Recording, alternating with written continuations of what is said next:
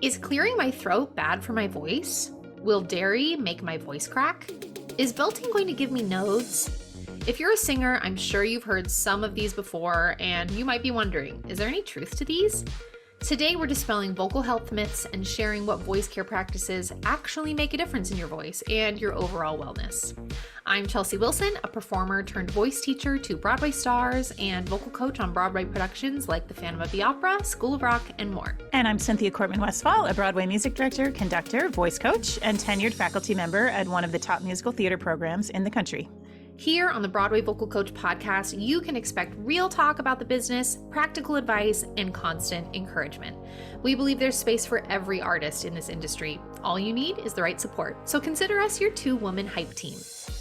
Welcome to the Broadway Vocal Coach podcast, where we help musical theater performers get unstuck and take the next step in their careers. Cynthia, as we record this, it is winter. It is cold outside. You're literally wearing a hat and scarf right now. Yes, and gloves. And gloves. Yeah, the whole look. It's prime time for us to be talking about vocal health. The common cold, strep throat, coughs, the flu, everything's going around, and it's a major time when singers have concern about their vocal health for good reason. It's just like a tough time of year to be a singer. And so today we're talking all about vocal health myths and what will actually make a difference in your voice. We want to preface this episode by saying that this conversation is for educational purposes only. It is not medical advice. Neither one of us are doctors, unless you're hiding something from me, Cynthia. Under my hat. Yes, I'm hiding it under my hat. Unless you are also my medical degree. Your multi-hyphenate extends into a medical degree. No, it does not. We are not voice doctors. We are not voice therapists. We're not speech language pathologists. We are just voice teachers who have a lot of experience working with singers, and we're referring and referencing medical journals and studies and information from speech language pathologists and medical professionals here in this conversation. But you should always refer to your medical professional when it comes to your vocal health and your overall health and wellness. That being said, we are going to link in the show notes to some fantastic voice professionals that we love on Instagram and online, so you can follow them for more vocal health information. You'll find that in the show notes. With that, should we get started? Let's get started. We are dispelling some of my favorite myths, and maybe some will be true. Let's see what's true and what's a myth. All right, Cynthia, where are we starting? All right, number one, coffee, myth or fact, coffee is bad for my voice. Myth. Woohoo! Celebrate, y'all. Thankfully. As long as you are well hydrated and coffee doesn't trigger acid reflux in you, then coffee is not intrinsically bad for you. Studies have shown that the diuretic effects or the drying out effects of caffeine and caffeine in coffee is not enough to mitigate the actual hydration that you get from drinking it. After all, coffee is a fluid. But coffee and other caffeinated beverages may have other effects on your voice. It might increase your anxiety. It might irritate acid reflux. It might cause you to feel jittery and unfocused. It's going to affect everybody differently. And so take note and do what feels best to you. But no, you do not need to cut out your coffee addiction. If that is a crucial part of your day, you carry on. Carry on if that works for you. Yes, I'm one of those people that caffeine does not go so well for me. So I love a good flavored decaf. There also are a lot of really good low acid coffees. So FYI, you can go find Trader Joe's has some, but there's quite a few really good low acid coffee. And so if you are struggling with acid reflux or things like that, you might try the low acid. Okay, great. Coffee, not too bad. How about this one? Dairy is bad for my voice. Also a myth. Myth. Tell us about that. Thankfully for me. Oh my goodness. Listen, there's just no hard and fast rule about any foods that you should avoid before singing. Let us remember, I'm going to say this multiple times in this episode, nothing we eat or drink actually touches your vocal cords. If it did, that would mean you were choking. Okay, nothing you eat or drink actually touches your vocal cords. So, dairy, like any food group, will affect all singers differently. And I think dairy's gotten a bad rap because it may increase mucus and phlegm in some people's bodies. And that's a sensation that folks might not like when they're singing. So I feel like dairy is just like has gotten a lot of the blame. A lot of voice teachers just love to say, avoid dairy, avoid dairy. Again, there's no hard and fast rule. Understand how this food group affects your voice and then proceed with that information. Love it. How about this one? Tea is good for your voice. Myth or truth? Myth and maybe a little true. Yes. So, if your voice is irritated and your throat is sore, warm tea may feel great. I certainly have that experience. Like, I love a warm tea on a cold winter day. Love it. But it's not a magic cure. Again, nothing we eat or drink actually touches the vocal cords. So, people's magical remedies of this special tea infused with lemon and a pinch of ginger and boiled at midnight on the 13th night of the month. It's not, there's no magical cure about tea. So it might feel good for two reasons though. It's warm and soothing on your throat, you know, the tissue around your vocal cords, your throat, your esophagus, that might feel nice. And it's possible that some of the warm steam from the tea is humidifying your vocal cords. I mean, like the ittiest bittiest amount, but it might be. Okay. So, just like we talked about caffeine with coffee, be aware of how green tea or other teas affect your voice. Otherwise, there's really no special kind of tea that's better than another. I personally like throat coat, honestly, because my husband really likes throat coat. He just keeps us well stocked in throat coat because it Nice. tastes good and we like how it feels. But there's no specific reason for that. So either way, whether it's a placebo effect or, you know, it actually just feels good, go for it. I might just add that tension and anxiety causes tension. So if you're already anxious about your sore throat or your scratchy throat, and now you start to get more anxious, that all feeds on the tension, which again is a little bit of a placebo effect. But if that tea makes you relax, if it just makes you feel like your throat feels better, that Yeah. does affect your nervous system. That does help you possibly release some tension too. I feel like use the tea if it makes you feel better. Because Amen. why not? It won't hurt you. Yep, it won't hurt It you. won't hurt you and it might help. Great. Okay. Oh, this is a big one. This is a big one. Poor vocal technique causes nodes. And we might need to clarify what nodes are for Yeah. some of our folks. Yeah, we'll get into this. This is a myth and a fact. It's both. Definitely both. So let's get into all of this. That's a very layered statement what you just said. Poor Mhm. vocal technique causes nodes. Well, let's start here. Heavy voice users, so folks who are using their voice a lot, whether they're professional speakers, professional singers, people who work in a talking heavy industry like teachers, waiters, they get vocal injuries all the time for all sorts of things. And in fact, a lot of vocal injuries, and I'll define what a vocal injury is in a moment, a lot of vocal injuries are caused by speaking and not necessarily singing. Overusing your voice when you're ill, having intense coughing fits, and then trying to sing or speak, shouting over loud crowds or music. It's all of these things can factor into why a vocal injury might occur. And it's usually several factors all at once, like poor vocal hygiene combined with overuse of your voice. Vocal hygiene is things like hydration, how much water you're drinking, poor air quality, irritants of any kind, like smoking of any kind, or use of a lot of alcohol. So when we're talking about vocal injury, it can be caused by a lot of things, and it usually is a lot of things. So inflammation is kind of on the spectrum of vocal injury, and that's extremely common. If you have the common cold, if you're running a bit of a fever, if you overuse your voice the day before, you might experience inflammation in your vocal folds. And inflammation is just puffy vocal folds. So that inflammation is really like the first sign of some vocal unwellness, which is a technical term, a technical medical term I've just created.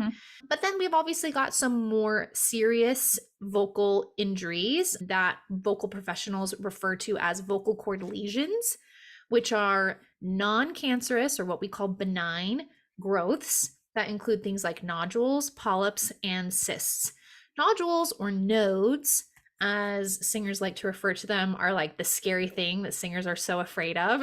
And nodules are growths on the vocal folds like calluses on your hands. And they're another thing that causes the vocal cords or the vocal folds to not be able to completely vibrate up against each other and get really good vocal cord closure. If all of these terms are a little confusing, all good. We'll probably talk more about this in depth in another episode. The point being here is that singers get injured all the time and they need help.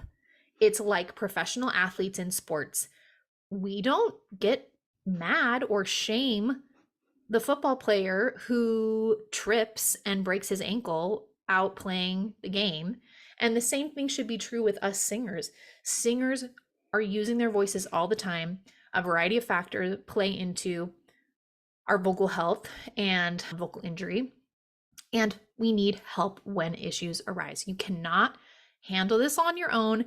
This is why I'm very passionate about talking about who's on your team. You need a full team. You need a voice teacher. You need a laryngologist, a voice doctor who you really trust. You probably need a voice therapist who works in that voice doctor's office.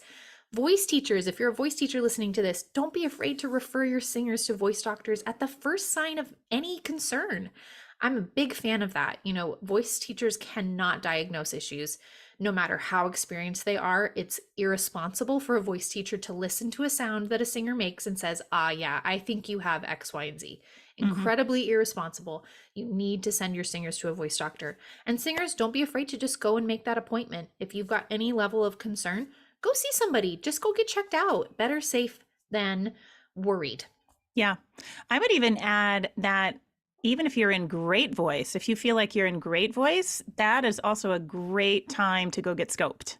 Agreed. And get a baseline of what your vocal folds look right now, because oftentimes it's amazing how much asymmetries we will see in these vocal scopes.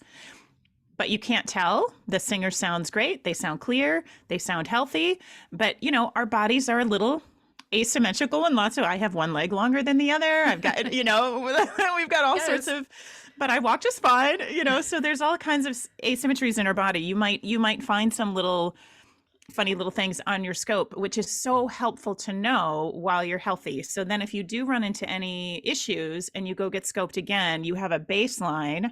And they can look at that and say, okay, you do have a little something here that's been always there. That has not been causing you any trouble. We can see now that here something has changed. So I really recommend getting a scope, even if you're feeling great, just to have that baseline. And that way you already have an existing relationship with a voice doctor that you trust and who knows you. I think that's so valuable. And just for everyone, I feel like we're just starting to talk about this a little bit more.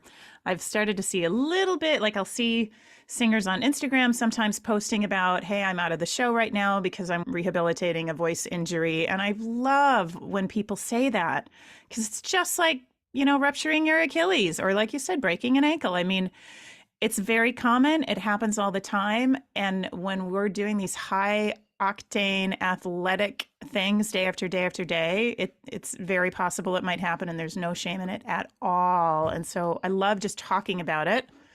Let's keep talking about this. This leads us to our next myth or fact. Voice surgery will ruin my voice. A myth. Myth. Definitely a myth. I think if you're a singer, you have heard the story of Julie Andrews, Queen of My Heart, getting vocal surgery decades ago at this point and losing her voice afterwards. And it's a story that has frightened singers for decades. Yeah.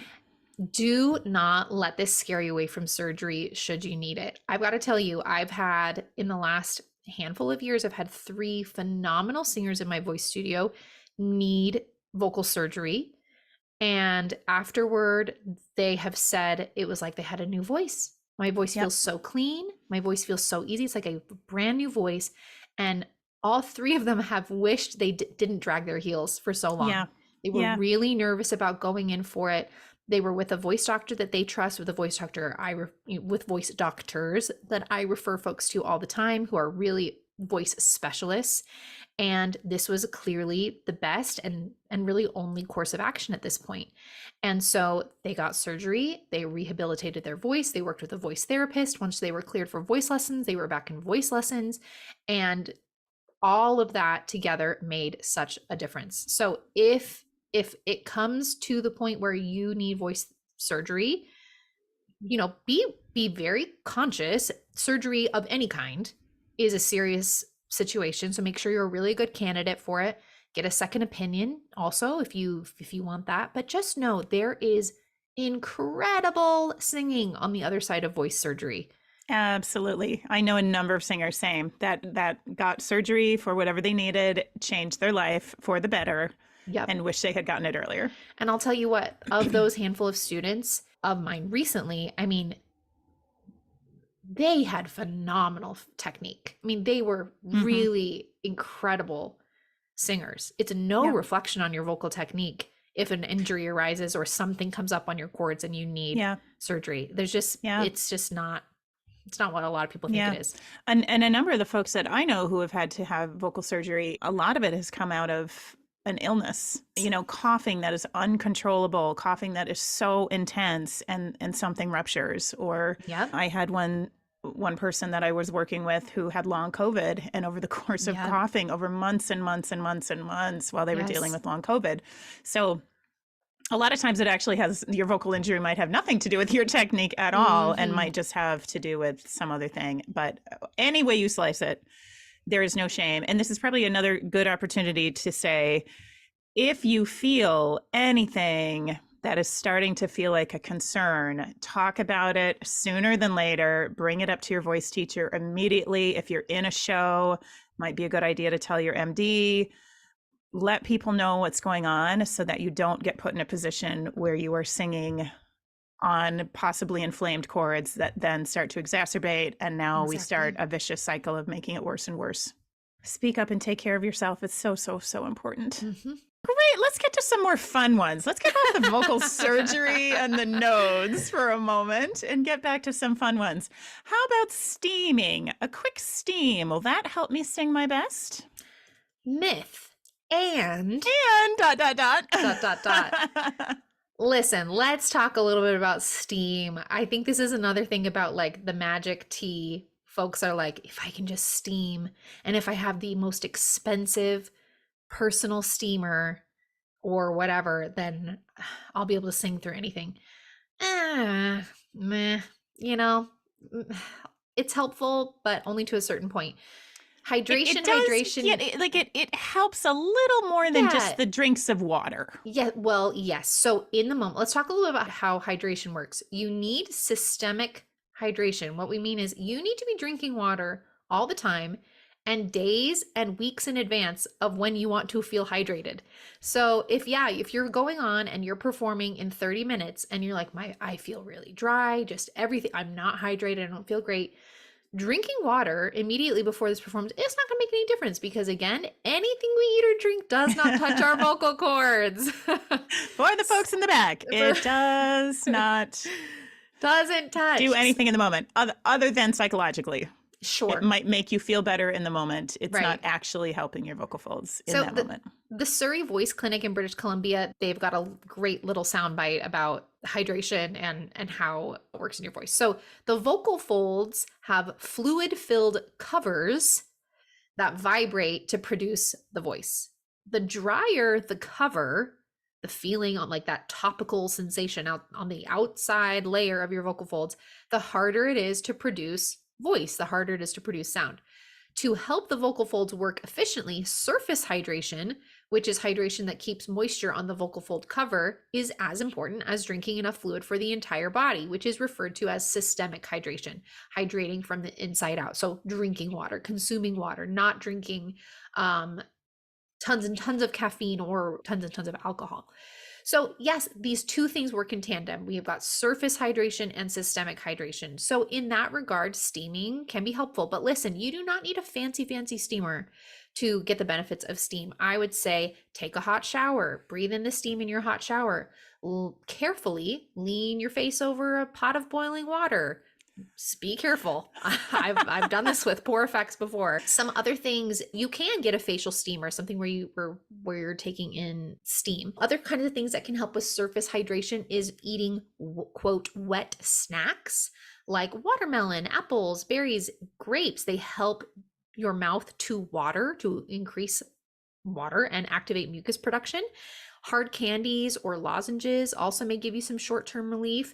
The thing I'll say about this is you want to avoid lozenges with menthol. Menthol is that ingredient that leaves that cooling sensation in your throat, and Mm-hmm. that cooling sensation feels really nice. I mean, there has been a time when I was like all in on the menthol and lozenges, and I was like, oh, this isn't helpful. Oh, darn. But in the end, it's actually an irritant, and that cool sensation in your throat can dry you out. So you want to look for candies and voice lozenges that are specifically for voice users, like ingredients like slippery elm or Luden's moisture drops or Ricola drops that don't have menthol in them. So just check the ingredients on that. So yes, surface hydration, steam can help, and systemic hydration, drinking a lot of water can help. While we're on the water topic, shall we just talk about how much water do we need? We need a lot of water. Yeah. My rule of thumb, and tell me yours, my rule of thumb is half your body weight in ounces Per as day. just a good starting point. So if you weigh Mhm. 100 pounds, drink 50 ounces a day. If you weigh 200 pounds, drink 100 ounces a day. That's sort of a Mhm. good ballpark to start with.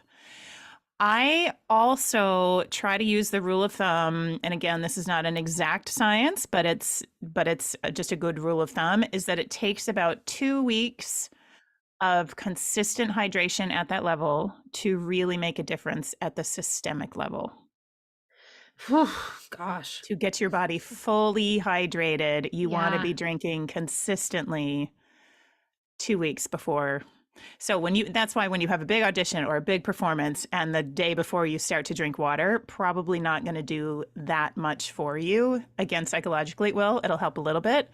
But what you really want to be doing is the consistency of every single day, or at the very least, planning ahead that you are trying to get fully hydrated.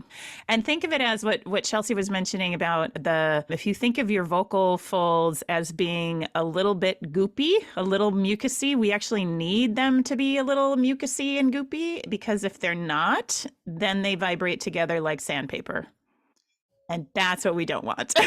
Oh, sounds We want awful. them to be nice and not mucusy in the way that you think of having to clear your throat. It's not that. It's just that they're nice and lubricated and lugubrious, Lugubrious. lugubrious, as opposed to sandpaper. Yes. Great. All right. All right. Oh, here's another big one. I should always warm up my voice before I sing. True.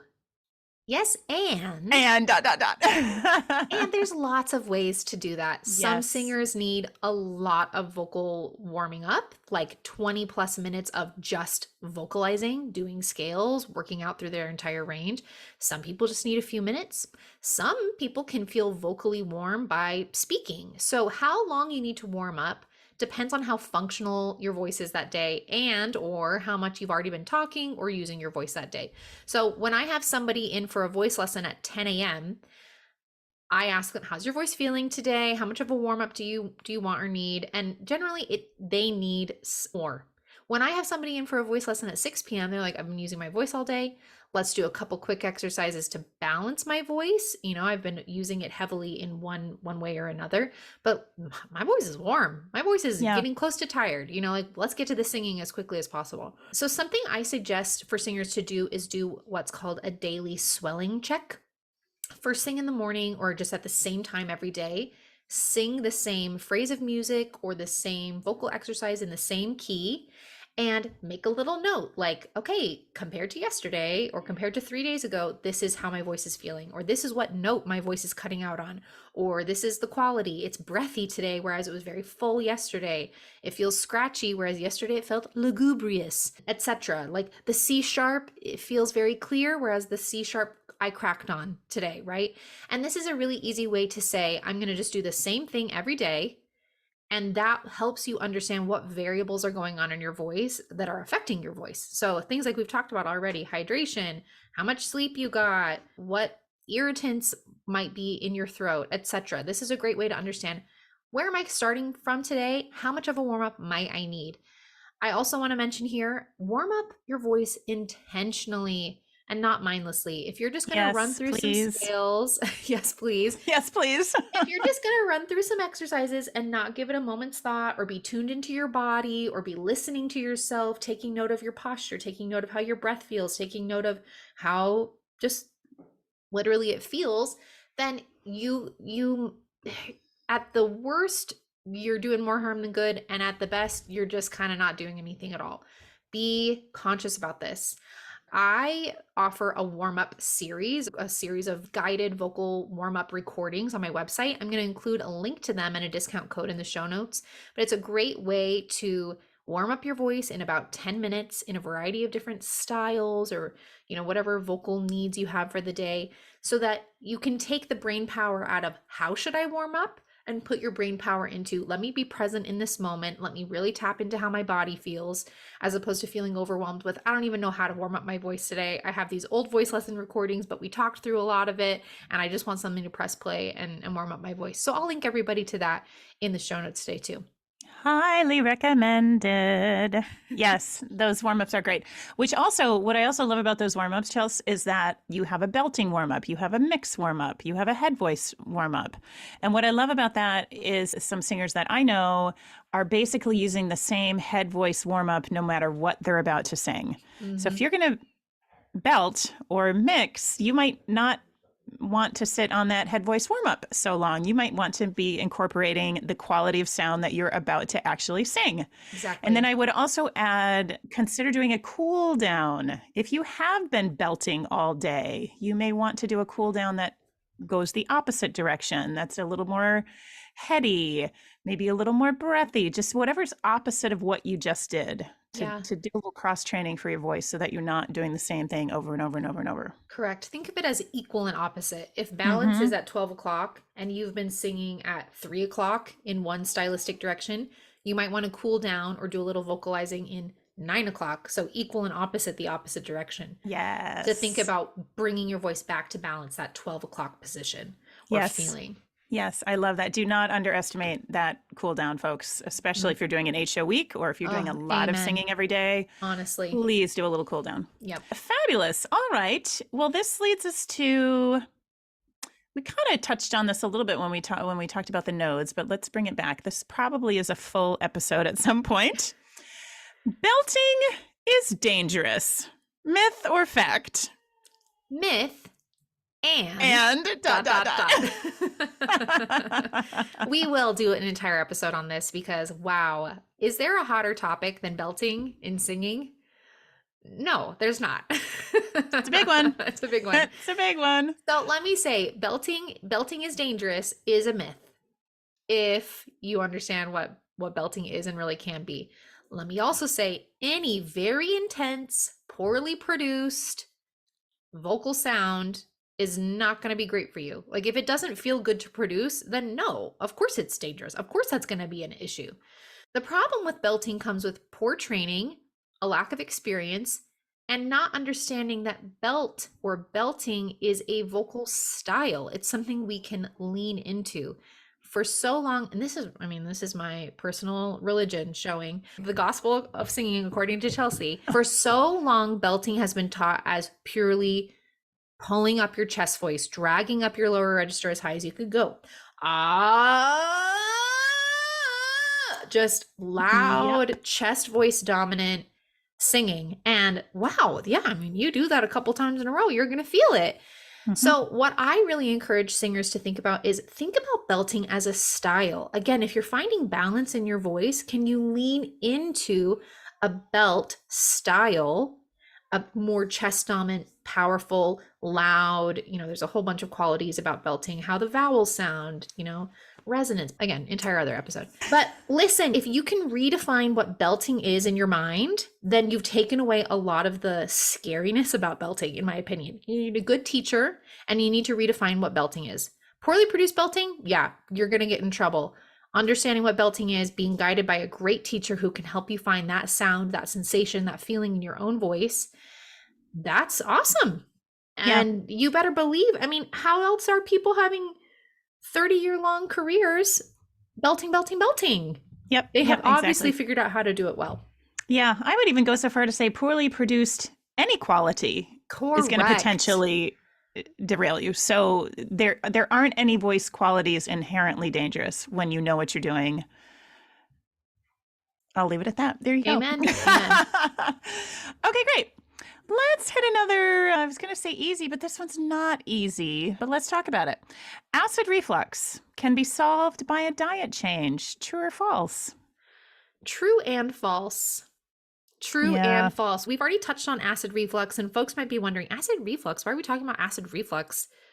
Does that have anything to do with singing? Yes. Yes, Yes, it so very really, much. so very much. And often, if you're experiencing some kind of vocal discomfort or like a regular issue in your voice and you can't put your finger on it, acid reflux is sneaky and it's often to blame. The Mm-hmm. reason why it's such a hot topic in singing is because acid reflux, that regurgitation of your stomach acid, can cause vocal inflammation. And as we already talked about, puffy vocal folds don't vibrate against each other efficiently. Everything gets out of whack. So, the treatment of acid reflux is different for every individual. That's why this is true and false. It's very important to have a voice doctor, a laryngologist, that's a voice doctor, or a speech language pathologist, a voice therapist, on your team to help you manage this. Everyone's symptoms may stem from different things, so there's no one size fits all approach. However, treatment may include diet changes, often getting rid of acidic foods, including alcohol, caffeine, garlic, etc. It might include lifestyle changes, like your level of activity and what position you sleep in. And it may include medical treatment, whether that's over the counter medication or a prescription. However, if you want to just see if acid reflux is an issue in your voice and just give it a little test on your own, try stopping eating 4 hours before bed. Don't eat anything else before bed. You can have water. Um, and see how you feel. And then if you want to go one step further, cut out acidic food from your diet for a week or two and see how you feel. And then take that information in when you speak to your doctor and go from there. All right, how about this one? Clearing your throat is bad for your voice. True or false? This is true. This is true, mostly because throat clearing and coughing can turn into a vicious cycle. If you clear your throat one time, you're fine. I have singers who have been in a voice lesson with me and like they cough once or they clear their throat once and they look at me panicked with like guilty eyes. I'm like, you're fine. It's okay. It's totally okay. But think of it like the mosquito bite that you just can't quit scratching. Like as soon as you start itching that, you truly can't stop. It's the same Hmm. thing with throat clearing and coughing. You might feel some presence of phlegm in your throat, so you clear your throat. Then your voice feels dry and irritated, so then you want to cough or clear your throat some more. This could be caused by a number of things, but the solution is to stay hydrated. Something I encourage my students is if they're feeling a lot of phlegm or mucus buildup on their voice, honestly, vocalize through it, hum through it. That phlegm will often move on its own. Do some little vocalizing, singing, speaking through it, and grab a hard candy or a non-menthol lozenge to suck on. Get some spit. What is the word I'm looking for? Saliva? Saliva. Thank you. The Meg, we should technical keep term that. for spit. Yeah, get some saliva moving Yeah. and yeah, try all of that.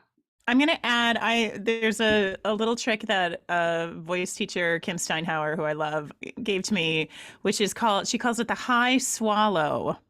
So this is a way of swallowing water at a higher velocity. And the theory being if that water shoots down your throat faster and with a stronger velocity, that it can kind of flush out that stickier gunk that you're trying to get through. So the way to do the high swallow is basically you want to breathe in, and at the height of your breathing in, that's when you're going to swallow. So you're basically swallowing while holding your breath. So there's two ways to do it. You can either breathe in first, breathe in, hold your breath, take your sip of water, swallow, and then breathe out. Or you can put water in your mouth, hold it there, breathe in, swallow, and then release. So there's two ways you can do it. But I do feel like it gives, it's subtle, but I feel a little bit of a change from the high swallow versus just a regular old And swallow. we are all about, if you feel a change, you Yep. go for it. Yep. One other thing I'd add here too, that I didn't have in my notes originally, but you're making me think of it, is a nasal rinse. If you've got really thick Mm-hmm. mucus, post-nasal drip that's causing the throat clearing, causing the coughing, get on that nasal rinse, the neti pot or like the little squeeze bottle that you shoot Yep. a nasal saline rinse up one nostril and it all comes pouring out the other side. It is as gross as it sounds. But It is. I'll tell you what, I really swear by it. I think it's great. You can overdo this, especially for long periods of time. So again, consult your voice and medical professionals to see like, am I overdoing the nasal rinse? But give that a go because that can thin out the mucus as well. Yeah. And if you have a neti pot, please make sure you're putting the right solution in there. Straight water is not good in a neti pot. And it will hurt your brain. It will hurt. And people don't always realize that. They think, well, water, I'm flushing it out. So just be careful. Go ahead and Google neti pot solution. Yeah. You need a saline rinse. You need a little bit of salt in there. Yeah. Great. We've got one more, which we've kind of touched on already, but let's just bring it home. Water is the best thing for singers to drink. True or false? True. No dot, dot, dot? True. No just dot, true? dot, dot. Just true. Love it. Water's the best thing. Easy peasy. Again, there's no magical tea. Someone in our DMs on Instagram when I was asking for vocal health myths said they've heard about pineapple juice like being the magical solution. I'm like, there's just no magic solution. Water is the best thing for singers to drink. And consistency. Consistent water. Yeah. Yep, that's exactly right. All the fancy lozenges, fancy teas, expensive sprays can't do what drinking enough water can do. Keep that in mind. And they can't undo if you are dehydrated. Underhydrated? Yes. If you are dehydrated, the fancy lozenges and teas and sprays are not going to counteract that problem. No, they might help for a moment, but you can't buy your way out of this problem, folks. Yeah. Just start drinking more water. Drink that water. That's it. Those are our vocal health myths for today. What do you think? As a reminder, we're going to link in the show notes to a couple of the resources we've talked about today, including some other vocal health professionals that we love to follow on social media. I'm going to link you to the warm-up series on my website. I would love for you to get your hands on a copy of those.